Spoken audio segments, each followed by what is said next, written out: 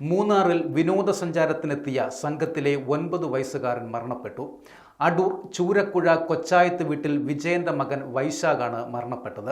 വൈശാഖ് തൻ്റെ കുടുംബത്തോടൊപ്പം കഴിഞ്ഞ ദിവസമാണ് മൂന്നാറിൽ വിനോദസഞ്ചാരത്തിനായി പോയത്. അവിടെ ഹോം സ്റ്റേയിൽ നിന്ന് ഭക്ഷണം കഴിച്ച ശേഷം വെള്ളിയാഴ്ചയാണ് സംഘം മടങ്ങിയത്. ഭക്ഷ്യവിഷബാധയേറ്റാണോ കുട്ടിയുടെ മരണം സംഭവിച്ചതെന്ന് കുടുംബം സംശയവും പ്രകടിപ്പിക്കുന്നുണ്ട്. മടക്കയാത്രയ്ക്കിടെ സംഘത്തിലെ ചിലർക്കെല്ലാം വയറിന് അസ്വസ്ഥത അനുഭവപ്പെട്ടിരുന്നു.